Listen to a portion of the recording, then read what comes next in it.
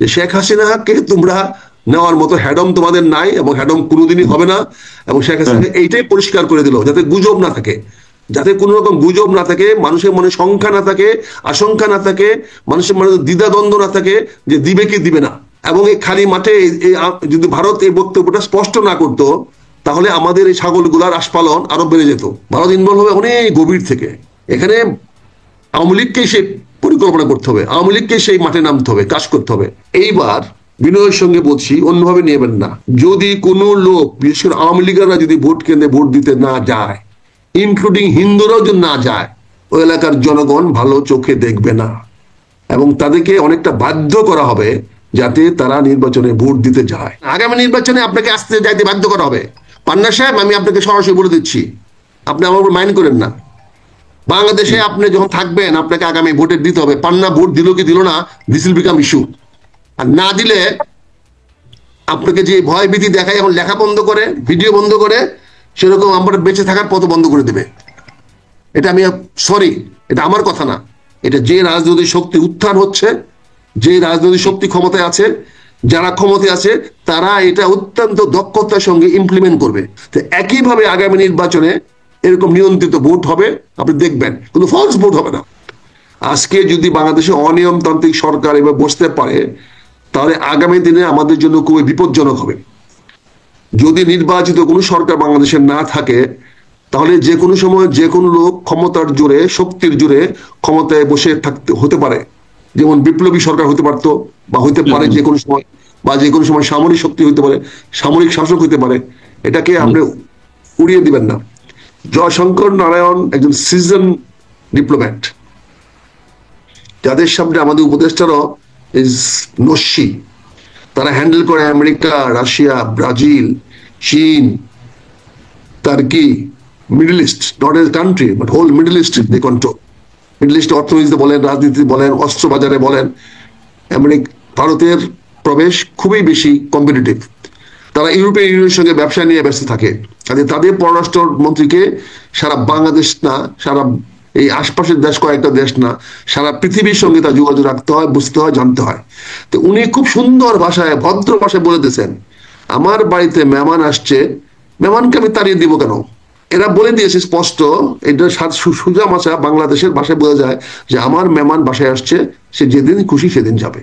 আপনার কিছু করার থাকলে করেন, হ্যাডম থাকলে করেন। এটা ইনডাইরেক্টলি ভারতীয় পররাষ্ট্রমন্ত্রী আমাদেরকে বুঝিয়ে দিল, এবং আমি গ্রেটফুল, আমি থ্যাঙ্কফুল যে ভারত এরকম একটা স্ট্যান্ড আওয়ামী লীগের পক্ষে নিয়েছে, এরকম একটা স্ট্যান্ড শেখ হাসিনার পক্ষে নিয়েছে। আর মুক্তিযুদ্ধ বিরোধী শক্তি বাংলাদেশে মাথাচাড়া দিয়ে উঠলে ভারতের সাহায্য সহযোগিতা বাংলাদেশে বেড়ে যাবে, এটা আমাদের পরিষ্কার বুঝতে হবে। আমি বুঝলাম না, একটু যদি ক্লিয়ার করতেন। তারা প্রয়োজনে ইসলামিক ফান্ডামেন্টালিস্ট টলারেট করবে, তাহলে তার সুবিধা আছে, তাহলে তার সুবিধা আছে। আচ্ছা, তাদের চিন্তা সেখানে না। তারা হিন্দুত্ববাদকে বড় করতে হলে একটা কাউন্টার মুসলিম ইসলামিকবাদ থাকতে হবে। বাংলাদেশে মায়া কান্না তাদের জন্য না। তারা তোমার বাংলাদেশে কনফাইন করে রাখতে তাদের সহজ হবে, কারণ ইসলামিক ফান্ডামেন্টালি যদি বাংলাদেশে রাইজ করে, তাহলে বাংলাদেশকে একঘরে করে ফেলতে তাদের জন্য খুব সহজ হবে। এবং চতুর্পাশে এখানে, এবং ইসলামিক ফান্ডামেন্টাল হইলে বাংলাদেশ চীন থেকে সরে আসতে হবে। চীনের কাছে তার স্থান হবে না, কারণ চীনও ইসলামিক ফান্ডামেন্টালিজমকে স্থান দিবে না। আপনি দেখেন আফগানিস্তানে চীন কোনো সাহায্য সহযোগিতা করে নাই, কিন্তু আজকে যখন আফগানিস্তান মডারেট হয়ে গেছে, তখন কিন্তু সর্বোচ্চ সাহায্য যাচ্ছে চীন থেকে।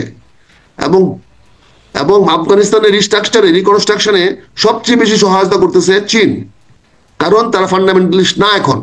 এবং তারা এখন ফান্ডামেন্টালিস্ট হিসেবে পাকিস্তানের বিরুদ্ধে যুদ্ধ করতেছে, পাকিস্তানকে আক্রমণ করতেছে।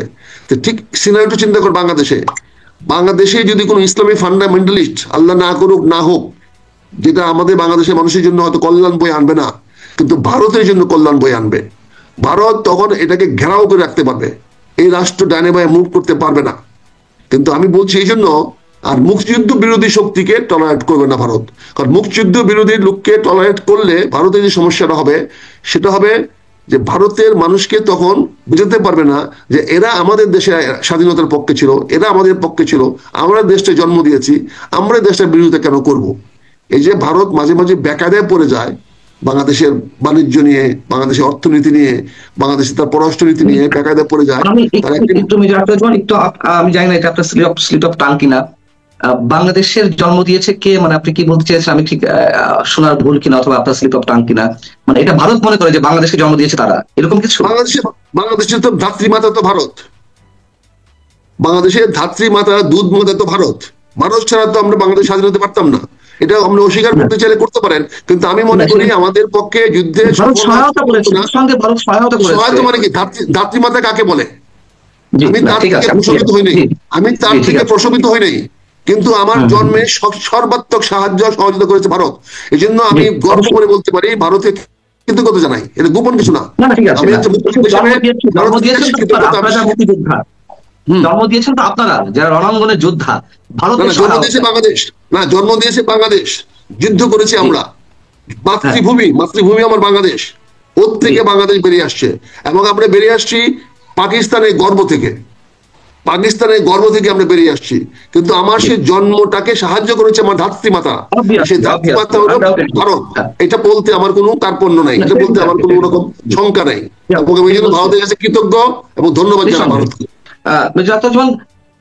তাহলে এই যে ওপেন সার্টিফিকেট দিয়ে দিল শেখ হাসিনা বা আওয়ামী লীগকে, অর্থাৎ শেষ পর্যন্ত তারা আওয়ামী লীগ এবং শেখ হাসিনার পাশেই থাকবে, আমরা মানে এই প্রশ্ন যদি করা হয় আপনার কাছে যে এটা মিন করে কিনা, সেক্ষেত্রে কি বলবেন যে শেষ পর্যন্ত থাকবে কিনা, এই কথার মধ্যে দিয়ে সেটি প্রমাণ হয় কিনা? দেখেন, এটা নিয়ে তো কারো সন্দেহ থাকা উচিত না। ভারত তো গুজবের রাজনীতি, যেহেতু বাংলাদেশের লোকেরা খুব আস্ফালন দেখাচ্ছে, সরকারের লোকেরা তাকে ধরে নিয়ে আসবে, এই করবে সেই করবে, শফিকুর রহমানের মতো লোক, এটা ফাজিল, সেই সমস্ত কথাবার্তা বলে, তা মাগুরাতে গিয়া সে নির্বাচন করবে?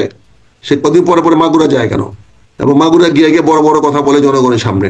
তো সেই সকল গুজবের অবসান করে দিল, সকল গুজবের, যে শেখ হাসিনাকে তোমরা নেওয়ার মতো হ্যাডম তোমাদের নাই, এবং হ্যাডম কোনোদিনই হবে না। এবং শেখ হাসিনাকে এইটাই পরিষ্কার করে দিল, যাতে গুজব না থাকে, যাতে কোনো রকম গুজব না থাকে, মানুষের মনে শঙ্কা না থাকে, আশঙ্কা না থাকে, মানুষের মনে দ্বিধাদ্বন্দ্ব না থাকে যে দিবে কি দিবে না।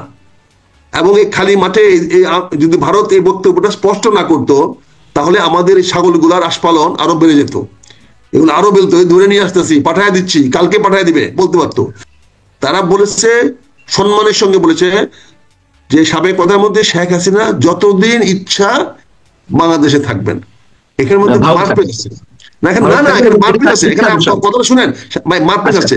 যতদিন থাকবেন, তিনি যদি কালকে কমফোর্টেবল ফিল করেন যে বাংলাদেশে আসা দরকার আমার, বাংলাদেশ তাদের নিয়ন্ত্রণে আসছে, তাহলে উনি স্বাধীনভাবে আসতে পারবেন। ওইটারও ক্লিয়ারিফিকেশন দিয়ে দেওয়া হলো, এটারও ক্লিয়ারিফিকেশন দিয়ে দিল শেখ হাসিনা বাংলাদেশে তার ইচ্ছা অনুযায়ী প্রত্যাবর্তন করার সুযোগ শেখ হাসিনা সংরক্ষণ করে। এটার ইঙ্গিত উনি দিয়ে দিলেন, এই ইঙ্গিতটা বুঝতে হবে। এই ইঙ্গিত কি মিন করে, মানে এই ইঙ্গিতটার মানে পূর্ণাঙ্গ রূপটা কি? পূর্ণাঙ্গ রূপ, শেখ হাসিনা যদি বাংলাদেশের রাজনীতিকে আবার তার দিকে নিয়ে যেতে পারে, যদি তার পক্ষে নিয়ে যেতে পারে, জনগণকে যদি সে বুঝাতে পারে যে সে ভুল করে নাই, বা তাকে আবার জনগণ তো গ্রহণ করতে পারে। সেই প্লট নির্মাণের জন্য, আওয়ামী লীগের জন্য বা শেখ হাসিনার জন্য পজিটিভ প্লট নির্মাণের জন্য ভারত কি আরো আনুষঙ্গিক যা যা করার সেগুলো করবে কিনা, মানে সেটা ভারত তো এখানে আনুষঙ্গিক কাজ করার দরকার নেই। ভারত কেন ইনভলভ হবে? ভারত ইনভলভ হবে অনেক গভীর থেকে। এখানে আওয়ামী লীগকে সে পরিকল্পনা করতে হবে, আওয়ামী লীগকে সেই মাঠে নামতে হবে, কাজ করতে হবে। এই যে আগামী নির্বাচনটা হচ্ছে, সেই নির্বাচনে আওয়ামী লীগে অংশগ্রহণ করাটা বড় মুখ্য বিষয় নয়, কিন্তু আওয়ামী লীগের ভোটাররা কোন দিকে ভোট দেয়, এবং তাদের ভোট কেন্দ্রে গিয়ে তাদের ভোটের মাধ্যমে তারা যদি নাকে জয়লাভ করে ফেলায়, তখন কি হবে বলেন তো? তো রাজনীতি কোন দিকে যাবে? কাজে এখানে অনেকগুলা খেলা আছে, সেই খেলাগুলো রাজনীতির দৃষ্টিতে আমাদের চোখে ভাসে, আপনাদের কাছে হয়তো একটু ধোঁয়াশা মনে হয়, আপনারা বুঝেন, কিন্তু আমাদের মুখ দিয়ে বলাতে চান। কাজে রাজনীতির কতগুলো জিনিস আমাদের কাছে খুব স্পষ্ট, আমরা রাজনীতির কতগুলো দিক নির্দেশন ধ্রুব তারার মতো দেখতে পাই, যে হ্যাঁ এগুলা স্পষ্ট, এগুলো হবে, এগুলো হতে যাচ্ছে, এগুলো হতেই হবে। তাহলে আগামী নির্বাচন কি আওয়ামী লীগ সহই হবে? কোন অবস্থাতে আওয়ামী লীগ সহ হবে না, কোন ন্যূনতম 1% চান্সও নাই যে আওয়ামী লীগ সহ হবে। এটা আওয়ামী লীগের রাজনৈতিক ভাবে তাদেরকে একঘরে করে রাখা হবে, অপ্রাসঙ্গিক করে রাখা হবে, কারণ তার রাইট নাই। 3টা নির্বাচনে সে এককভাবে যা ইচ্ছে তা করেছে, কাউকে সে অংশগ্রহণ করতে দেয় নাই। কাজে আমেরিকা এটাকে কি বলে, ভারত বা আওয়ামী লীগ বা শেখ হাসিনা জাস্টিফাই করতে পারবে না। এটা ইনক্লুসিভ নির্বাচন, মানে অর্থ এই না যে সকল রাজনৈতিক দল অংশগ্রহণ করতে হবে।